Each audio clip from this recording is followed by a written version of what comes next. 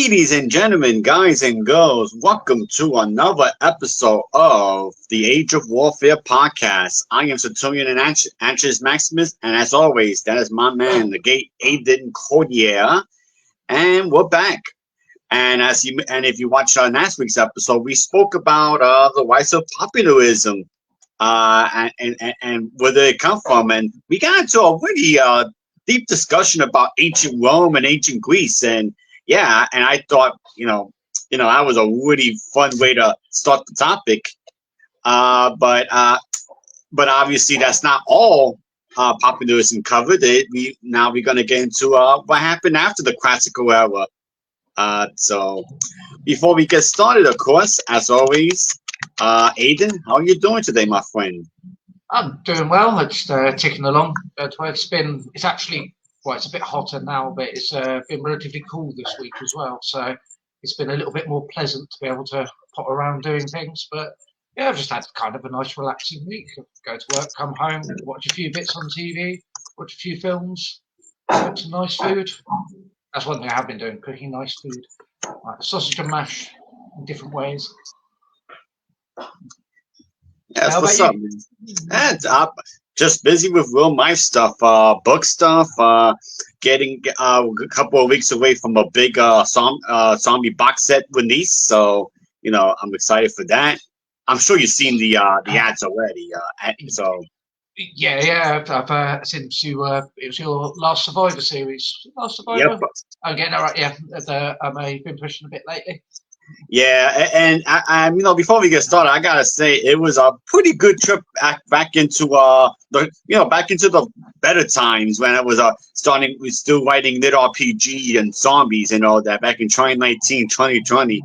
Some of the good old times. So it's kind of good to reread the series to myself and polish things up, ready for the box set. So it's kind of a good. Obviously my writing has evolved from there, but it's kind of nice to go back to the good old times, to our older works, and see what the hell we were writing 5-6 years ago. So yeah, that's good. That's been fun.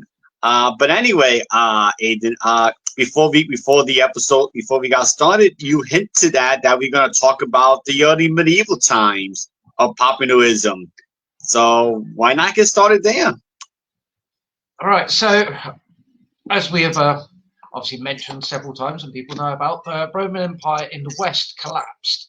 And after that, you get this early medieval period in Western Europe where it's kind of divorced from the Roman and Greek ways of thinking that we were talking about last time. So you get this more based on a tribal system of like who's in charge, and that's their political system being very different as well. So if you look, for example, in Europe, modern European law, for example, is a good way to look at it. A lot of modern European law is descended from sort of Romance. So if you think of Romance languages, where they've got this difference, and they sort of draw from that type of law. Whereas UK law, a bit like German law, and most of the US, apart from Louisiana, obviously, Louisiana state law is like French law. A little side point there, is our legal systems are based on something slightly different. But that is all to do with how we set up our systems of government after the Roman Empire fell as well. So that then leads very quickly as these nation states start to appear. So this is when we get our early formation of England being one of the earlier ones, because it's an island, it's a nice defined area, so it's easier to do.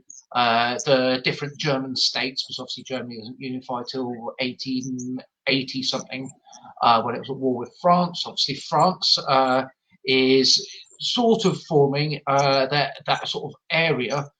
Is one, and then Spain starts to go through many changes, but it's essentially the kingdoms of Spain are getting relatively settled by the different tribes that have gone through. So your Vandals, your Visigoths are going through, and then obviously you get the Islamic influence coming through as well. So you get this sort of melting pot of different ideas. So you've still got this lingering, especially with the Celtic peoples of Britain, you've got this lingering Roman ideas, because they're still Catholic, a lot of them. So they've got church law that's based on Rome. You've then got this new Germanic law coming in across, especially Western and Northwestern Europe, coming across. And then in the south, you're getting these influences from as the tribes have come through, but also from these Islamic areas. But as we talked about in the Byzantine episode, you get the influences from there as well. So you get all of these different ideas going around of how to form governments, how people should organize themselves, and how they should get from where they are to somewhere else, and how to gather people together into these kingdoms. So this then feeds directly into populism, Right. of how do you get people together? Well, you've got to be popular to some extent. So this is what we talked about before in the last episode, where to a certain extent, all politicians have to have an element of popularism. Otherwise, they're unpopular, they don't get elected. And it goes the same for if you want to be a tribal leader, if you want to be a king. If you're a king that isn't very good and no one likes you, you're going to end up with rebellions, which leads nicely to this picture here. So Yep. if you'd like to explain this picture. So basically, this is like I would say this is like a revolt. I don't know the exact picture, but this is all. It must like it's a revolt of some kind in medieval England, I believe, because because around those times there were not a revolts, and it kind of leads into one of my favorite movies, Braveheart, and William Wallace. Yes, that I absolutely love the film. So historically inaccurate, like half the characters I know. at the same time. But it's perfectly fine because it makes a good film. It's such a good one. Exactly, yeah. So if anyone hasn't watched it, go and watch it. It is good. You could have found somebody about. I know some people would say you should have got a Scottish actor to play William Wallace, not Mel Gibson, but all right, that's beyond the scope of this episode. But the idea is William Wallace, you could say, was a populist himself because he led the war of Scottish independence against Edward Nonshanks. Yeah, Edward the First. So that's it goes to something really interesting. So you've got Robert the Bruce. Robert the Bruce was actually the main guy who did stuff, whereas William Wallace was he was another noble. He had a different idea of how to deal with it. So one of the things with Robert the Bruce, the Bruce family, being nobles, during the medieval period, the way to keep your kingdom stable, because if you think about, say, the English monarchs, so at this time, don't think of it as countries, think of it as a monarch, and then you've got lots of little counties and dukedoms around. And then the monarch is in charge of a selection of those, and they change hands over time. So the idea is, because you've got land in all of these different places, to prevent this unification, what you do is you'd give, say, a Scottish lord lands in the south of England, and an English lord lands in the north of Scotland, and a French lord lands in England, and vice versa. So it was all mixed up. So they had a vested interest in not having a rebellion, but as soon as you have a rebellion on your hands, it starts to destroy the land, it starts to destroy their income, it's then up to them to sort it out. And if you're in, say, the south of England, you've got to travel all the way up to Scotland to sort out what's going on in those lands. Now, Robert the Bruce was one of these nobles. William Wallace was also that's William Wallace of that line. So one of the things he did, Robert the Bruce was in that more traditional, he's got a right to be in charge, as it were, being the next in line for the throne, following on from that, the way that the royalty works. Whereas William Wallace was actually using the popularism angle, where he was gathering people together because of his station. He was able to gather more people, his education as well allowed this to happen, which they do show in Braveheart quite nicely. That he gathered people together to achieve those goals. So you get this nice juxtaposition of two different ways of achieving these goals. With popularism, then does often lead to a backlash and to anger between two peoples. Like, even if you look at UK today, it's not obviously something that kicks off. It doesn't start fights. Very rarely does it start fights. But it's this sort of slightly jingoistic attitude between it, where Scottish people don't like English people and English people don't like Scottish people.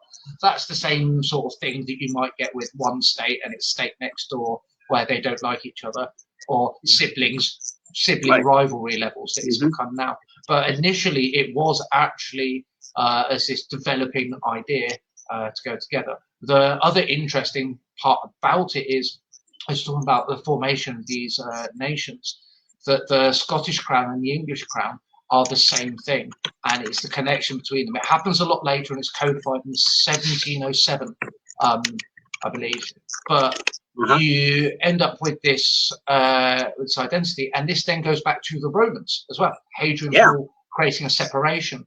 So this popularism that he was gathering troops for also has that darker side of, to create an identity for a group and to say things that they want, you have to turn around and say those other people are bad, which obviously throughout history is many infamous people who have done this, of making this group over here, we don't like them, we'll persecute this group over here, and the identity is then formed from that, which was one of the problems that you had with what William Wallace was doing, and why Robert the Bruce and William Wallace didn't see eye to eye with this as well. So the populism where he managed to gather people together, which Robert the Bruce hadn't done. Until later on, Robert the Bruce then obviously starts being more popular, and then this is when you get this separation of kingdoms going on and this delineation.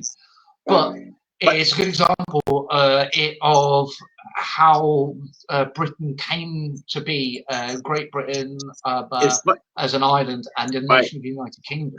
It's a couple of funny things, Aidan, about Robert the Bruce. William Wallace and Robert Bruce were alive at the same time, but no evidence suggests that they actually ever met, which is crazy. Yeah, they never met, even though they were alive at the same time. You know, this isn't a thing where Robert the Bruce was a generation late or earlier than William Wallace. They were at the same time alive, but for some reason they just never crossed paths. And also, the average, we were talking about Braveheart the movie, right? Everybody thinks that it's supposed to be portraying William Wallace. But if anything, Braveheart should actually have been a portrayal of Robert the Bruce. He's the real Braveheart, Robert the Bruce. Yeah, and that's the biggest thing. But the funny thing is, if you play Age of Empires 2, here we go with the game references, but and did RPG after I work here. Age of Empires 2, you play the William Wallace learning campaign, right? I remember Wallace. That one. but it should have been Robert the Bruce. And yet, you play the campaigns. William Wallace is given his own hero. Whatever happened to Robert the Bruce, man? What happened to him? Now, in fairness to Age of Empires 2, they have been doing a good job updating the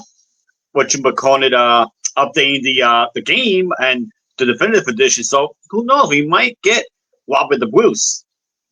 Yeah. So this shows something really important as well, of these people that are seen as heroes in popular myth and legend often have this populist angle. He made an image for himself. You then have someone coming along later, and it was when our friend Mel Gibson decided that he was just going to make films about how much he hated England, hence why the film was like it was.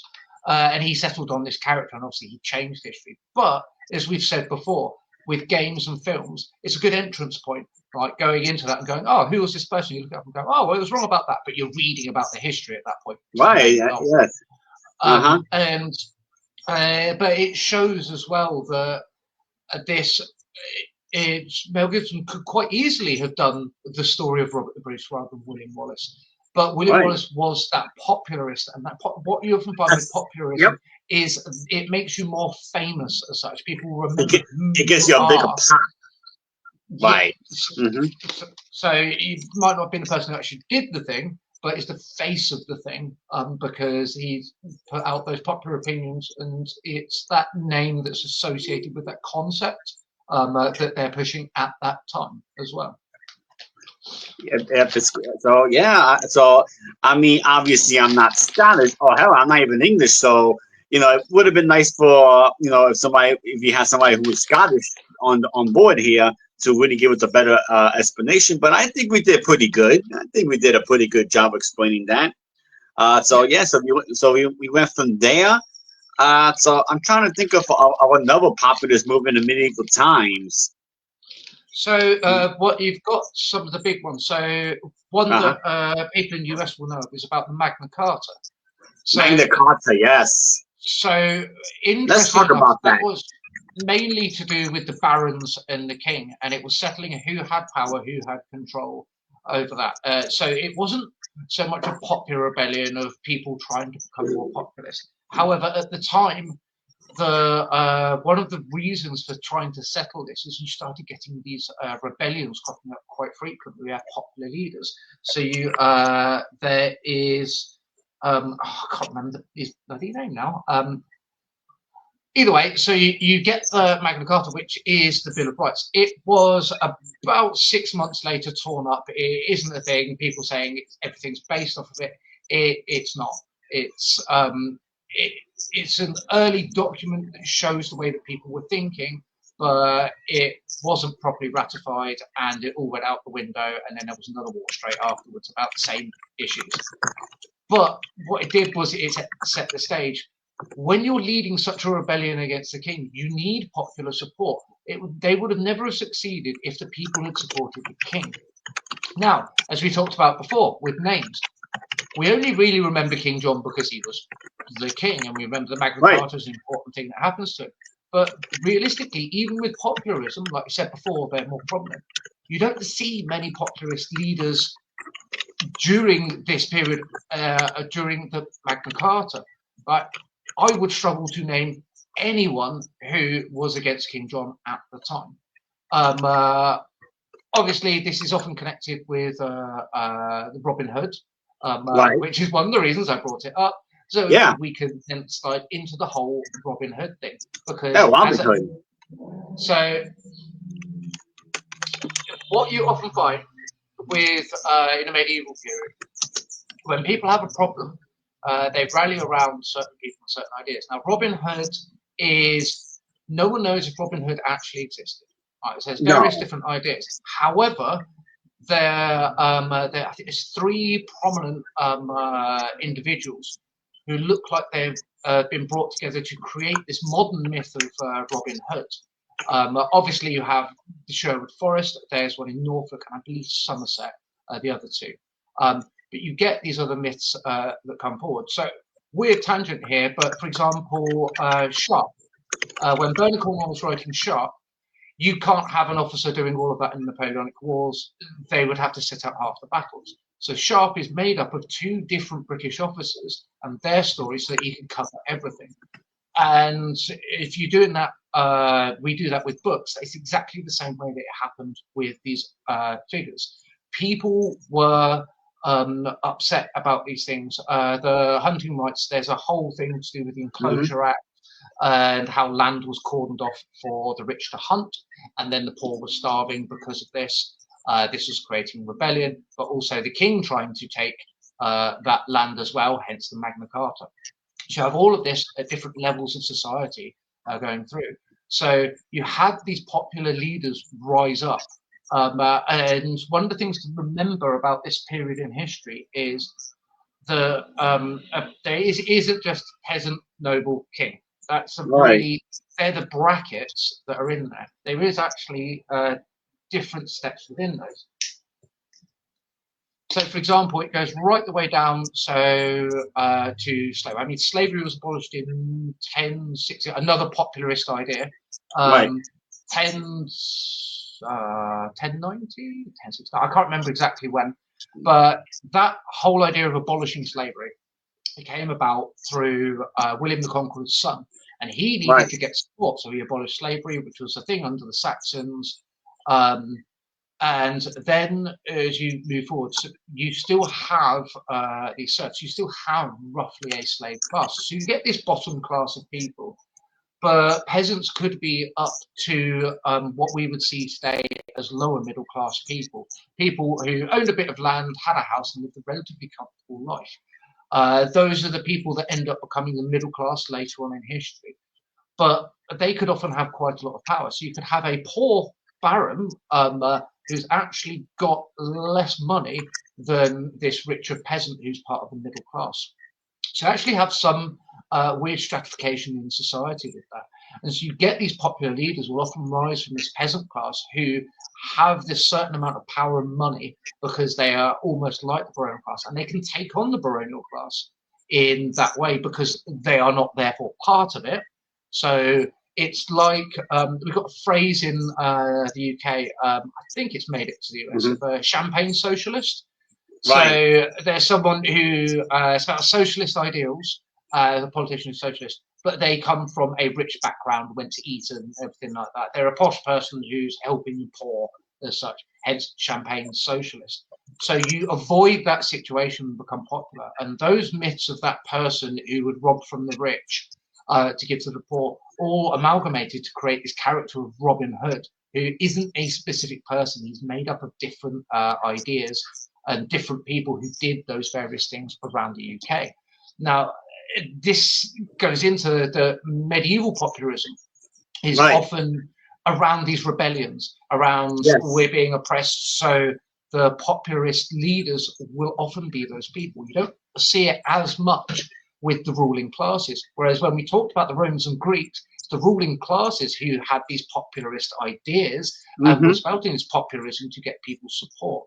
Whereas as soon as you have this feudal system, they don't need to do that. They can be as brutal as they want. Right. And yeah, it can cause a problem. But they don't have this need to have this popular support to be able to move to that next level. If they just keep it on an even keel, it doesn't matter. They don't have to go out of their way to be nice to the peasants. So you see the populism coming in the form of rebellions, of people gathering people together to fight against the system, as it were, which is where we're starting to get into how we think of the modern world. And this is where it starts developing these modern ideas. So you remember before that I said that you get this shift with these new groups of people that aren't based on this Roman system.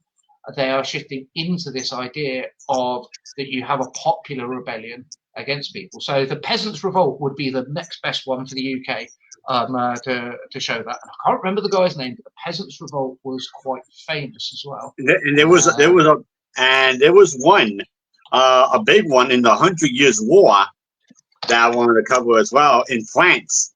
The Jaconia Revolt, which was in France in the summer of 1358. The revolt was centered in the valley of the Oise north of Paris and suppressed over 2 months of violence. Because the peasants are, they obviously they wanted more respect. The peasants, there was a peasant revolt. So, but the interesting thing when you look at that, so you have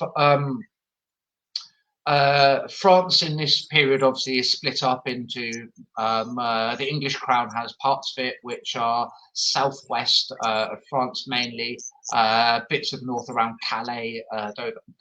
So that Calais Dover route, reason it's so prominent is because we had Calais up until Henry VIII, so quite late in history. And so these chunks of regions, whereas around Paris was always France. Paris was France and France was Paris at this time, and it expanded outwards to then gather things. So you get, I've talked about before, the difference between Languedoc and Languedoc, the differences in the language between north and south of France. You have this divide. But what we were doing when we were going out, obviously we weren't destroying the lands and lives of peasants in our own territories. We were doing something called chevauchés, which is essentially a bunch of knights, a bunch of archers. You stick the archers on the horses and you just go around, you burn down villages and steal everything. So you make their lives of these peasants hard. But to fight back, the ruling class needs all of the money and this income to be able to fight back against this happening. So you end up with this difficult situation they're in to not collapse. And then the peasants aren't happy about it. So have that, and it's not only in France that this happens as well. You have this happening in England only a generation later, so 1381 as well. As you've got to remember, this is post Black Death as well. So one of the big things about Black Death is actually quite important for this. So one of the things the Black Death did, Europe was, for the technology of the time, quite overpopulated. So you ended up with sort of minor famines going on where even if it was a good harvest, there's a lot of mouths to feed, and their agriculture couldn't really cope with it. You don't have the Black Death where loads of people die. It's like these big empty regions.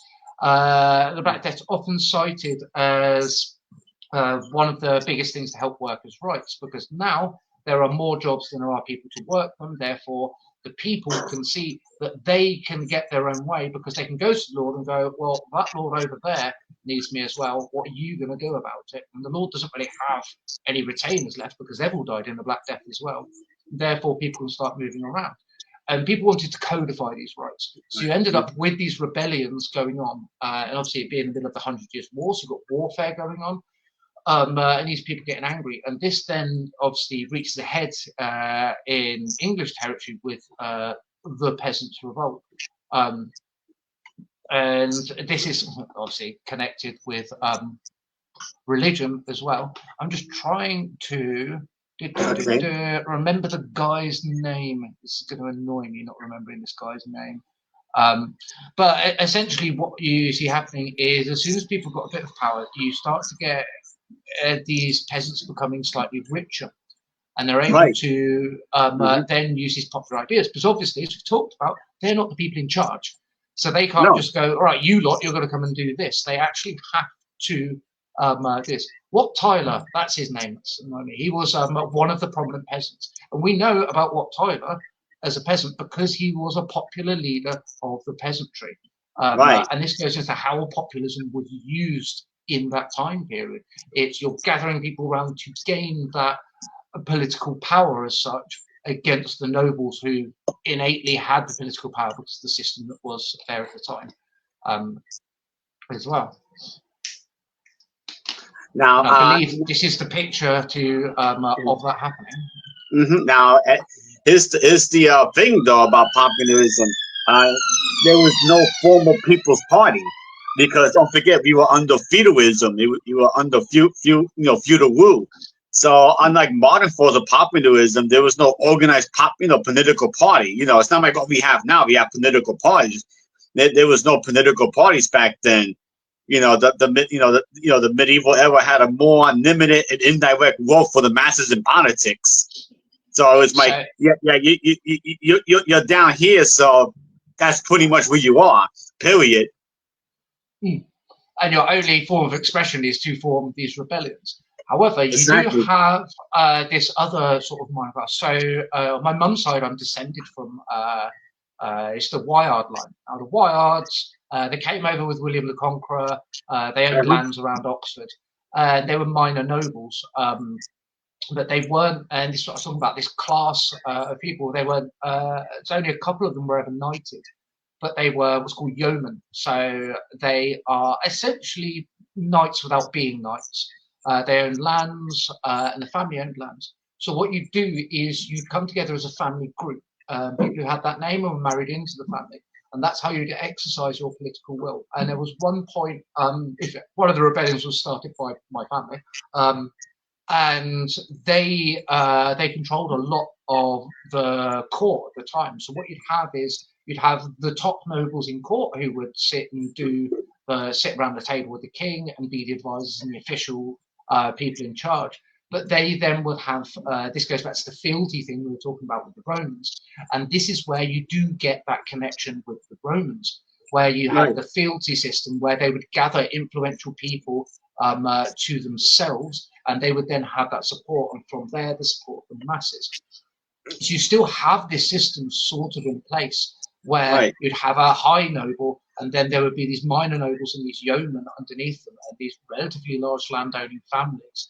And they would come together, and then they would go back with these populist ideas of, we should all get together and help this person. So you have the popularism still at this lower level, but still through this fealty system. But it was less direct than it was in the Roman period. But you still have this idea of, if you are popular with the people in court, you can then get your things to happen, this is where political parties start forming, where you get a group. They're not formalized, but there is a group of people that do things, and this is to prevent such things like this. But also the king has to keep an eye on that, because if you get too many nobles on one side who've all got a lot of power, they had a lot of land, and they could have a lot Yeah. more land than the king, and then you suddenly have a rebellion where they then try and assert the king, which happened many, many times in British history. Slightly goes right away back to one of our first revolutions was the Barons' Revolt, which was Yes. like that was the 1100s, I think. Like that. Every 100 years or so, you end up with one of these things where the king gets chucked out or murdered Yeah. or And the head cut yeah. off. Or So in the 1200s, you had the Barons' War. You yeah. had the Barons' Rebellion.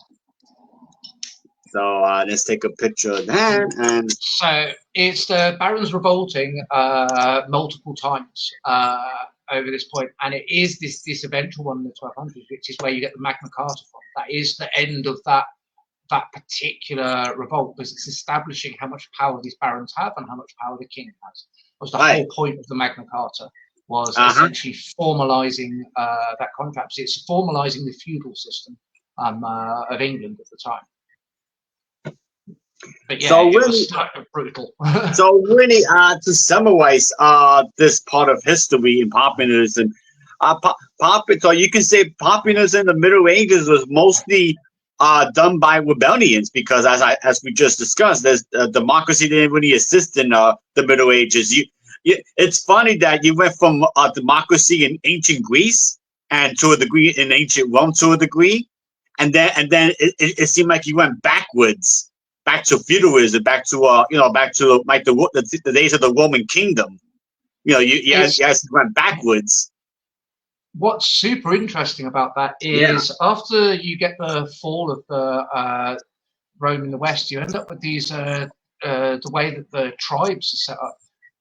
The Vikings are very famous for this, of having an incredibly egalitarian system and essentially a democracy, what they would call what are called things, which is a sort of parliament of calling together of people so that they could discuss these matters that pertain to the community. They could hold that where you still had the person in charge, but they would then discuss it on a more even level. So you're getting something Right. a bit more like Athens at that point.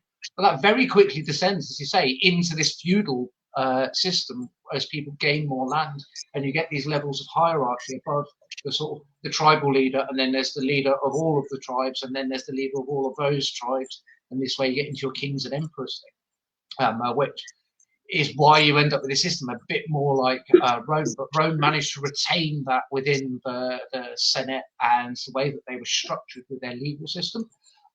Whereas obviously this legal system was very different. You did have rights, and you could go to get people to sort them out. You could talk to the reeves, you could talk to the sheriffs. So you did have this situation in place. But as you say, there is no direct political power. There's no elections taking place. Right. It's not as if they get all the peasants out and go, right, who do we want for next baron? Right? It's like everyone casts Right. their vote. Exactly. Yeah, but you would find that at the lower peasant levels that you would still have that happen.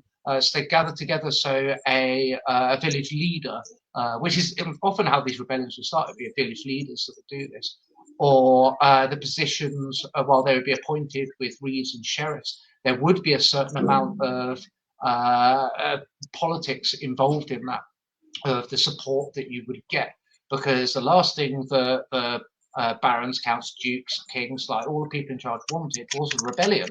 So what you want to do is you want to pick someone who's nice. You don't want a Sheriff of Nottingham situation where everyone's rebelling because they don't like the sheriff. You've got to pick someone who's popular. So you do have these elements of populism in the background. You do have this minor democracy going on, but it's in a completely different fashion to you would have, say, with Greece and Rome. Right. Exactly. Pretty much, I kind of want to jump to when did the rise of modern populism really start? The actual rise of the modern definition, because I mean, we could talk about the past, but really populism is mostly a term that was founded in the 19th century. Yeah, it's especially the way we think about it now. So obviously, as you say, we've gone through a lot of the history of how it came about, how these different elements have influenced it. But really, one of the best places to start looking for a lot of modern politics starts with the 16 and 1700s, Right. with as in that sort of late to post-Renaissance period. where you Uh-huh. get, say, obviously we have our civil war and the king is beheaded, and we end up as a republic for many years. Then you end up with the French revolutions going to the 1700s as well, not into the 1800s. But what you also have at that time is you have in the Holy Roman Empire becomes the Austro-Hungarian Empire eventually. But within those states, they have elector counts. So they did have elections. Obviously, you had to be a high enough level to vote, and they would elect their emperor as well. So you had to try and be popular to be elected. But that time period in the 1600s is also where we get this major impact of Protestantism and this breakaway from the Catholic Church. Because the Catholic Church is very hierarchical. Right. And you have, so one of the things of bit of religion bit, so Catholic Church, you have your congregation, and then you have things like intercessions, you have a rood screen, you have a high altar. It's that the priest is communing with God on your behalf. Whereas Protestantism was that no, the congregation can commune with God on their behalf. So it would have the single altar with the priest facing the congregation. So you have these elements of this more egalitarian populism coming through with religion as well, which then affects politics as well. Because if you're believing that in your religious life, you're going to believe that in your political life, and politics and religion are often intertwined, especially during this period of time. So as people are trying to work out how to navigate all of this, this is where we then get, so the left wing and the right wing from the French Revolutions that we talked about before, and you end up with this populism. And this is where populism starts to become what looks more like a left-wing thing. Because as I said last episode, it was those people who were progressive and were trying to move forward from, well, the king's got power because he's a king, so therefore we have to do what they say. What they wanted was actually that the people had a say in what happened. To do that, you have to be popular with the people. Obviously, French Revolution, they kept messing it up because they kept going, oh, you don't like it, let's chop your head off. Which, it never goes well as well. But this is where you start to get this idea of this politics intertwined with populist leaders. So you get the establishment, and then you get the popular groups of people. But then you're starting to get this active politics. So Parliament starts to become a major thing. So it's during the English Civil War, a lot of the build-up to that takes place with Parliament and what the say that the people have, and these popular leaders coming into Parliament and decrying what the king is doing and demanding things from him. So you get Parliament prorogued, great word, prorogued. You get all different parliaments where people get arrested and chucked out, leads to the Civil War. But this is where you're starting to get groups of people together. You're starting to get these political parties forming in a more formal sense. They're not like the ones these days where you can sign up and register to be part of it. But you do get this idea of these parties that are saying things to get the power because of they've got to be popular to do that. So you get this rise of populism with certain leaders. Obviously, it can go one of two ways. They want the power, so they say popular things, or they genuinely want to help, and what they're saying is making them popular. So you get it the two ways around, people faking it, people actually doing it for real. And this is what we talked about before, where it's neither, populism isn't necessarily bad, isn't necessarily good. It's somewhere in between, because it's how you're doing a thing. Exactly. I actually want to give another example of populism. Well, we might be jumping anew after to the 1800s, but there was a movement in the United States that showed the grievances and disillusion of nationally farmers who felt oppressed by debt and met down by false promises of cheap land and cheap railroad rates. The movement began in the 1870s, peaked with the Populist Party's running of a candidate for president and electing 4 senators in 1892. Took a leading role in the Democratic Party in 1896 and gradually merged into the progressive movement. So here we go. Yeah, so this is, as I said, what happens in the 1700s then leads on. They say, like with the US, has led on a generation or so later. So you've got this sort of party system starting to come up. And then in the 1800s is where it becomes more formalised as well. So this is the time period as well where in the British Parliament you have the Whigs and the Tories start. Everything shifts around, obviously, like in the US where the Democrats and Republicans have actually flipped at one point as well with their political ideals. But that was partly, again, due to this populism of being trying to be popular with the people and doing things because that's what the people wanted. Of which, if you're going to use that as your platform, and the people's ideas and what they want and the progression of time changes what you want, your ideas are going to change, and then the other party not wanting to be like you will then be the opposite. So you can end up with this flip coming along. So like in the US, where in the southern states, the people that had the vote, obviously were slaveholders for a large part, of the people with the power. So obviously being a populist at that time meant that you would hold that the state's right to have slavery was in their best interest because that's what the people want. As I said, it's not good or bad. You're doing that because you're being popular. You want to be in charge, or you want to do what the people are saying that they want, rather than putting your ideals out there. And then obviously this leads to the US Civil War, where the southern states felt that they were impinged upon because they were being told what to do, rather than it being a popular idea. It didn't come up from them deciding it. They were told to do that. Hence why you still get people claiming it's about states' rights. The states' right that they wanted was the slavery. But it was actually about states' rights. It was what those states' rights were that people had a problem with. But it obviously wasn't a popular idea, hence Civil War, to go back to the rebellions that we're talking about in the medieval period.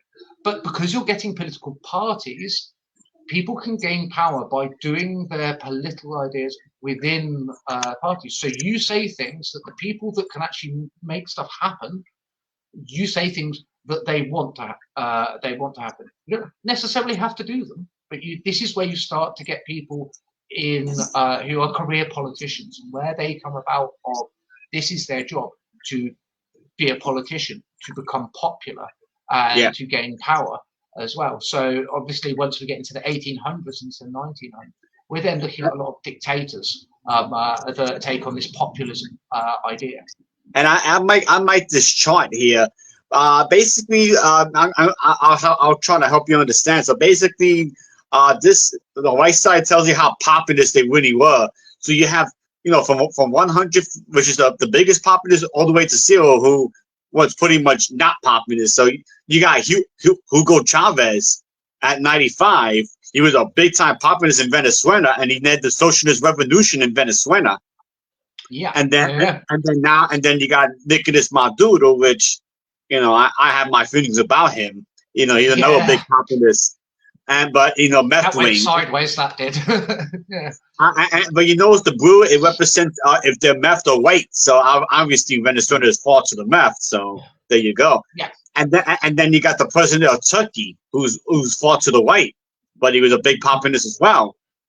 And then you got Donald Trump himself, who they say is somewhat populist. And a lot of people might think that Donald Trump is a populist, but he's not really as populist as you might think he is. So the reason he is where he is on the chart is because, and this is what I was saying before about people saying populist things and people doing populist things. The support for the populist ideas that he says he's going to do is only half of the country. So he's never going to get more than 50 on that anyway. Also, he often doesn't follow through. He's saying it to get the support. It doesn't often mean what he's saying, which is what drops people down this list as well. Because once we get down to Tony Blair, I will explain that one because it's a very similar situation. And okay, so and then you got Jair Bolsonaro, the president of Brazil, who's a right wing politician. He's not very populist at all. And then you have a man that you're pretty familiar with, Tony Blair. I'm sure you're familiar with him. So one of the interesting things about Tony Blair, he's often seen as this. So as I said, this is linked to the whole Donald Trump thing, where he's seen as a populist leader. Now he comes in. So you have Margaret Thatcher, who was roundly hated by a lot of people, and without the Falklands War, which we've talked about before, the likelihood she wouldn't have got elected again to carry on being prime minister. She then used that time to be able to set up to then have John Major take over, who was, as I've talked about before, he was very good behind the scenes and actually he had some great ideas for the country. But he wasn't populist at all. He was, well, he's known as the Grey Man. He was very, very boring. And because he didn't have any of that popular appeal, he wasn't electable by populists, because a lot of modern politics is based around how popular a person looks. You then have Tony Blair coming along, who was known as Teflon Tony for a long while because nothing ever stuck with him, like his dodgy dealings that happened. And he came along with these great ideas to reform the country, to bring it out of this era of what the Conservatives had done to the country, which wasn't necessarily all due to the Conservatives, but he came along with this idea of, we're going to reform this, we're going to do that, we're going to improve education.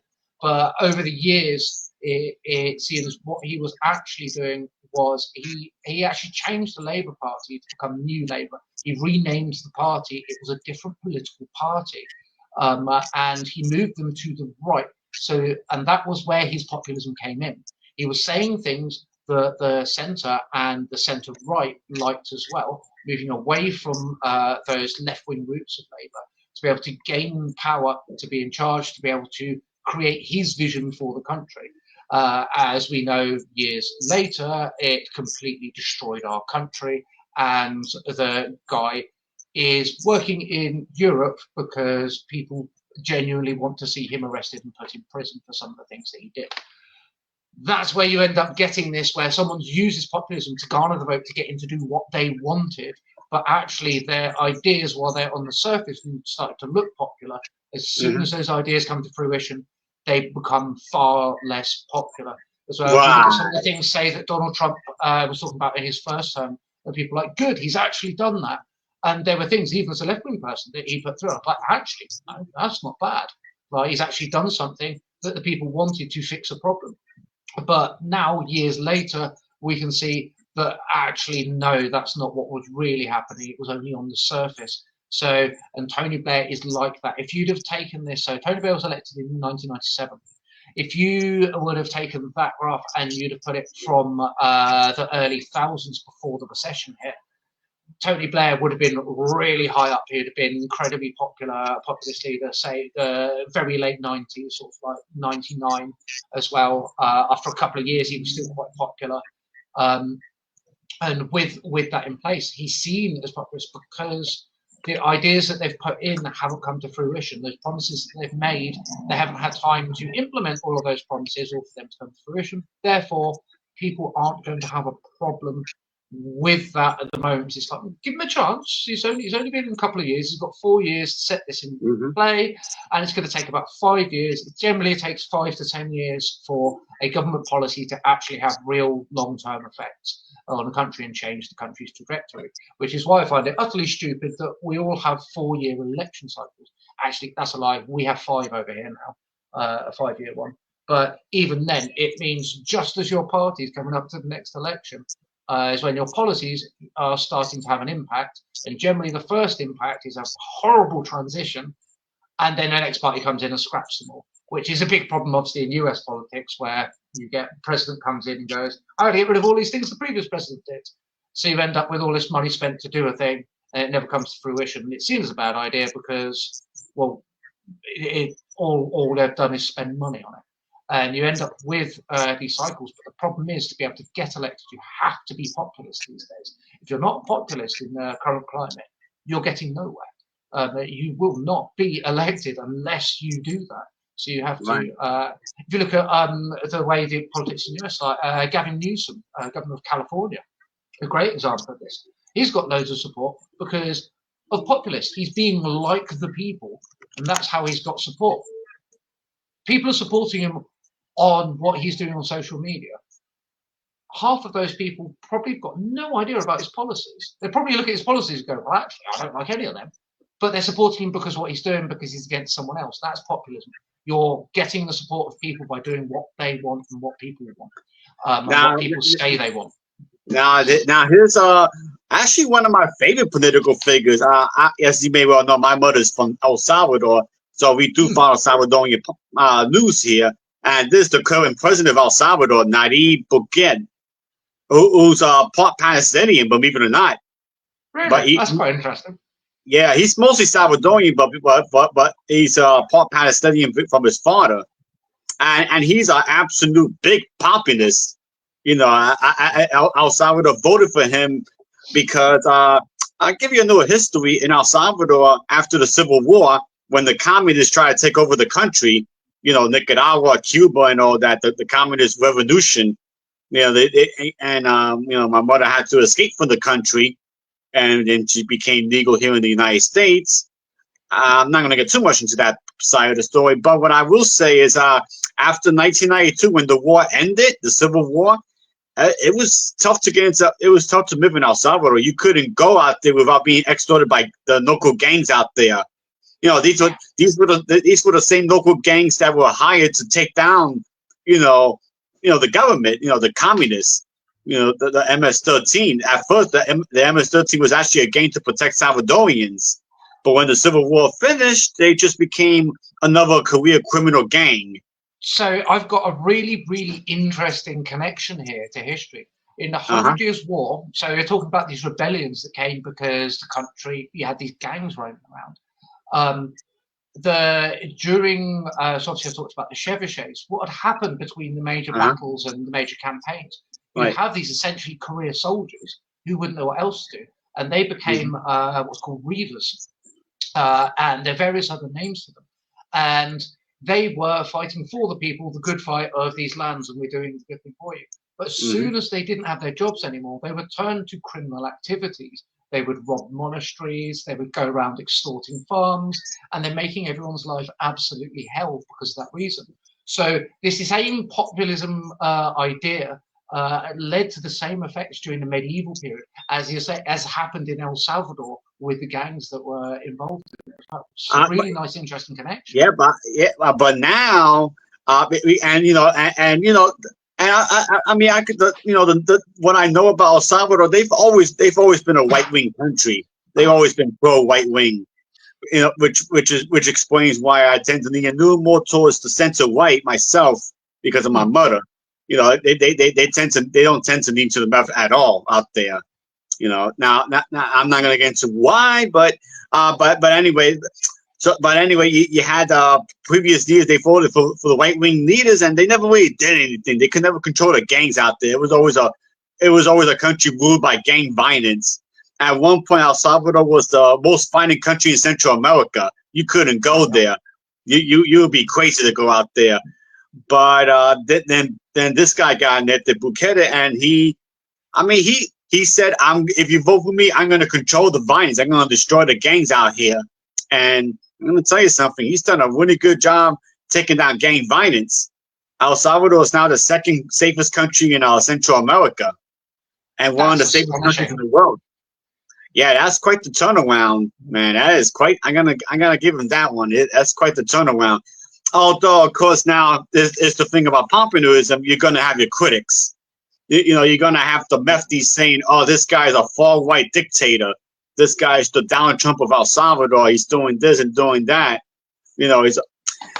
I got my opinions of that, but I'm not gonna say my opinions about that because we're trying to not be so biased here. But I will say this much: El Salvador has kind of started to improve when it comes to violence. I will say this: whenever this guy does a press conference or a State of the Union, everybody's out there cheering for him. Everyone. He's one of the most beloved presidents in the world. This is something I find really interesting with this as well. As you mentioned that obviously when you do certain things, so if you're going to control gangs, you've got to take a strong stance with police and with the level it is with military at that point as well within the country, which is often seen as that right-wing sort of idea of the government imposing its will. However, at some point you have to do that as well. And left-wing countries often do this. So you're going to end up with critics. But what I find a lot now, and I think this is why we get this populism started to become such a major thing in politics, is that people dislike the person on the other side because they're on the other side. I mean, It's one of those yes, big things of they dislike them because of that. Rather than looking in the because cold light of day of he could only do that if he does this, yeah, therefore he because has to do that. yeah, exactly. Because to educate you more about Central America, because El Salvador tends to lean more right wing, while Nicaragua tends to be the complete opposite. They become a pretty much a Marxist country in Nicaragua. You know, they got a former dictator, Daniel Ortega. Look him up, Daniel Ortega. Yeah, Oh he's pretty yeah, much I've come across him. Yeah, makes us yeah. lefties look bad. Yeah, He's that's why this guy gets a lot of criticism. It kind of comes from people who value Nicaragua as a country, which I hate to say it, but Nicaragua is kind of falling apart into really tough times because they, ever since the communists took over Nicaragua.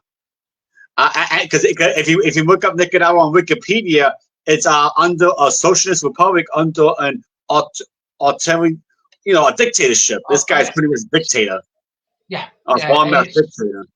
It's interesting. So with communism as a system, that it's Hmm. based on populism. It's doing what the people want, and to be able to Uh-huh. do that, you have to get as many people as possible to want that same thing, and then you can do the thing. So it's a system kind of based on that populism, which is where I talked about before, where obviously in progressive movements you often find a lot more of this populism, whereas you get right wing populism is slightly different, and it's often seen as dangerous, and people don't trust it very much because the biggest example of that would be Hitler, obviously. So you everyone on the right is going to get compared to Hitler because that is our biggest example of it. Whereas on the left, with communism, what you often find is you get these populist ideals, and it's that power corrupts idea. But once they've got the power, the whole concept of communism is you get a person, you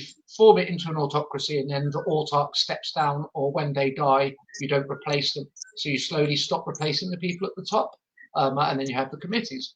General idea, but the problem is human nature. That never really happens because we're not quite advanced enough to do that with our systems. But that means that you have this populism, and the only way that they can stay in power is to say these popular ideas. So they'd be going, well, the country's really angry about this today. Let's go and do that because that's the thing. And they never really achieve those things because all they're trying to do is use that populism idea to stay in power. So then you end up with guys like this chap on the screen who's actually taken that and gone, well, yeah, some of this might not be as popular, but you stick with the idea. You might have to ride it out for a little bit, but it'll be a popular idea in the end once it's Right. sorted, if you actually finish off the thing that you started. So you end up with these two situations of whether Right. people can keep up with what they're saying as a populist, even if they have the right Hmm. ideals and they want to help. Sometimes people can't handle that, so You know, often you'll find that this as I situation said, collapses. and as I said, El Salvador is one of the safest countries, but it tends to get a lot of hate from its neighbors. Nicaragua is it's not the biggest fan of the country. I mean, this guy does have his critics, so, but I mean, for me, in my opinion, now this is only my opinion. Now, I think he might be one of the more successful populists out there. He tends to lean right wing on social issues, but surprisingly, on economics, he tends to be a little more liberal on economics. And this is one of Yeah. the big things that you'll often find. So one of the things that, like as you say, is slightly more right on the social issues. I think that's one of the big things, especially in Latin American countries. So I'm really saying about in the 1600s, where you had this movement between Protestantism, of where people could do things for themselves, they could get together and do things. So in the UK in the 1600s, during the Civil War, we ended up with proto-communism arriving in several groups. You had the diggers, the ranters, the levelers. They were all different groups. They had communes, and they were essentially leaderless. You have this idea coming out of essentially these Protestant ideals. Whereas in South America, it remained basically Catholic. So you have a Right. more direct structure there. So on the social issues, It's a popular idea, may seem right-wing, but it's a popular idea because it's popular, because that's what people know and that's what they believe and that's what they want to do. That's how they think. That's what their ideas are. It's what they like. It's what they want. And so it doesn't necessarily. This is what we were saying about populism. Isn't necessarily bad. It's what people want to have. And another thing about El Salvador is the Abrahamic religions are the biggest. Like Catholics, you got 43% of population out there is Catholic, and there's a high Protestant population too, which is 33%. That's surprising. It's so high. Actually, I thought it would be a lot lower than that. No, it's actually. I'm telling you, Aiden, El Salvador tends to be pretty far, not far to the right, but they lean they lean right, when it comes to certain things, and again, this is why my mother's the way she is on certain things. She's anti-communist because of what she had to go through back in the 1980s in her country, how to escape for the Civil War. So that makes you anti-communist quite quickly. you could take it however you want it. But the thing about it, Aiden, is most Latin American countries are anti-communist. Most of them. Even here in Puerto Rico, there's a big anti-communist movement here in Puerto Rico too. People don't want to be communists out here, so we do whatever we have to do so we don't become like Cuba or Nicaragua or Venezuela. That tends to be the big thing here.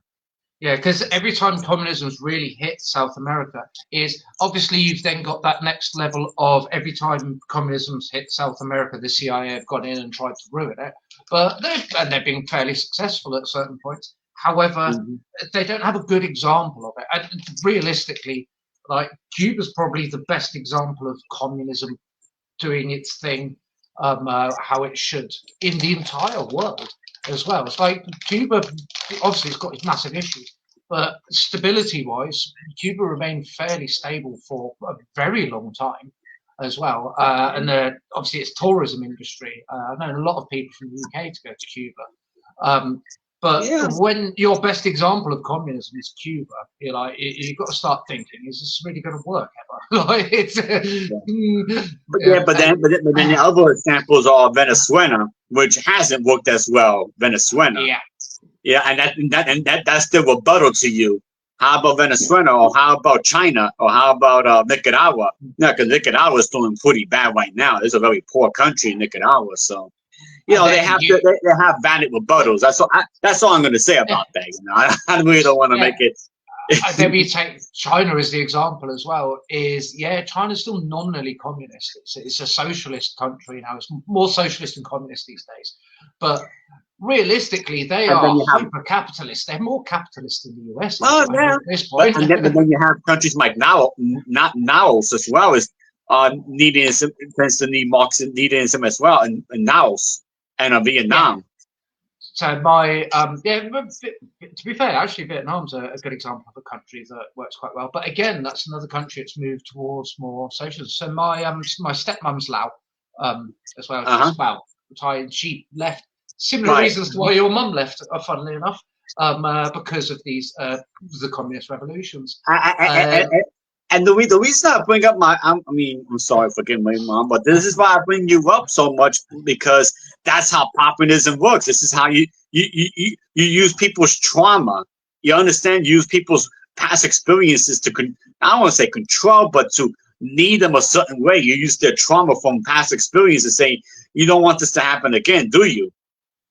Yeah, it's that difference to, if you want people to pay more taxes, you're not going to turn around and go, well, if we raise the tax rate by 0.5%, then we'll be able to have these several millions or billions, and then we can use that money to reinvest in this place. And that's the point people have stopped listening. And like, it might be an incredibly good idea, but that's boring. But this is where populism comes in. You go, well, we are raising the tax rate by a little bit, but when you walk around town, you see that it's a horrible place to be, that nothing's really working, and there's people on the streets. We want to home those people, so we're going to use that money to get homes for those people. That's then populism. That's when you start going populism. People want a place to be nice, so then you have to use those populist ideas. And that's what politics has often become in the modern era, is where it's that practical side of things is what happens in the background. But then you have to, it's like speak like a project, you have to say that populist idea to get people on board for it, which then makes it very important. The problem is you end up with this danger of people going, all I have to do is say good things, and no one knows what's going on in the background, they're not paying attention to it anyway. So I'll just say this stuff so I'm in charge and I can do whatever I want, and then I'll get no consequences for it, which we've seen time and time and time again as well. And I think that's the stage that populism's reached in the modern world, where people have realized with politics as it is now in modern democracies, that you have this system where people have to say those popular ideas to be able to get in power. So you're kind of forced into this populist mold, but then doing that means you can't call out people who are using it badly, and then you're stuck in this catch-22 situation. You call that out, that suddenly means you're calling yourself out, and then no one knows what's going on. No one's going to sit there and delve through a 200-page report about where you're shifting this £100 or $100 from this one department to another department, because you don't really care if the DMV is going to get a new printer. It doesn't bother you. But actually, that new printer could completely revolutionize that office, because then that new printer could print out these things very quickly, and then you wouldn't have the queues in the office. So you would then say, well, we're going to reduce the queues at the DMV. You're not going to tell them they're buying a new printer, because no one cares about that bit. You don't have to tell people how. It's telling people what. And that's where you get this populism in modern politics. Yeah. I don't know if that's a good thing or a bad thing, or where it's going to end up. Yeah, exactly. I mean, it could be good. I mean, like I said, for El Salvador, for the majority of people, they seem to love it. They seem to love this guy. It seems to be really successful. And I gotta tell you, from a guy watching from the outside, I kind of agree, because you don't go from one of the most violent countries in the world to one of the safest countries by accident. That doesn't happen by accident. Yeah, you've got to have actually done something good to be able to do that. You've got to do an actual proper thing. It's not just you get lucky. now, whether the country actually steps up and becomes a big power remains to be seen. We'll see about that. I'm like I said, I'm a guy outside watching in, so I can't give you all the details because I don't live there. But based on what I follow and what I know, yeah, I mean, they seem to be they seem to love this guy, and and yeah, you're gonna have his critics, but of course, everyone's gonna have his critics. I mean, look at John F. Kennedy. He had his critics too, and he got killed. Yeah. So, yeah, and he was a good example of a populist president as well. He was incredibly popular for what he said and what he said he would sort out as well. Rudy Giuliani sorting out the New York as well. Yes, I lived with the Giuliani era. Yes, and I'll be honest with you, Aiden. I loved it. We enjoyed it, and the Bloomberg era was the cherry on top. The Bloomberg era was the cherry on top with New York. It was a I can't even say it. New York was actually the place to live. It was actually one of the best places to live in the United States at one point. It was that good. So, so hopefully New York can find its next populist governor that can turn the mayor that can turn the city back around. Yeah. And I think it's those positions like mayor. So if we go back to sort of like this, the medieval periods and even the ancient stuff, you often find it's not the people at the very top of being populist that tends to sort things out. Obviously, we have our exceptions that we've talked about, but often it's those positions of people like a mayor or a local council leader or, say, a sheriff, someone of that level who gains that popularity to do the thing. And they're often, because they don't have to deal with some of the more difficult decisions that are higher up, but they do have difficult decisions, obviously. But which means that they can change things for the better with the populism. So it's using that populism for good, essentially, where you get that. And I think that's really where populism has stayed throughout history, of getting that support to do things as a community. It's essentially creating a community spirit, this sounds all very sort of huggy and lovey-dovey, but that's essentially what it boils down to when you're looking at it in a political sphere as well. As you said, we talked about companies as well. Some of the more popular companies have ended up crashing as soon as they moved away from what is a popular thing to do, because you live and die on whether people like you as a company. So, but anyway, Aiden, I hate to say it, but we are well over the hour, man. We are indeed. Yeah, we are indeed. This was another wonderful informative episode about populism. And I think we've kind of reached the end. I think we've kind of exhausted a pretty good amount of our topic, which means, Aiden, you get to choose the next topic for the next episode. I have a few ideas. One of them is a revolution in Latin America, funnily enough, as well, actually. I was thinking we could possibly have a look at Simone Bolivar as a nice lead-on as a popular leader who had a massive impact on the world, which would be a nice move on from this. All right, so yeah, so obviously we'll fine tune the details of what the next episode will be. And yeah, I hope you guys enjoyed this trip down the Populist lane, and I hope you guys learned some valuable details. And like I said, we try to keep our opinions to ourselves. I mean, once in a while they do get out there, but it happens. But I hope you enjoyed this episode. And we'll be back in a couple of weeks. But until then, I hope you guys enjoy the rest of your weekend. That's been my man, the gay Aiden Collier. I'm Sartorius Sanchez Maximus. And we will see you in a couple of weeks. Until then, as always, take care. Bye-bye, guys.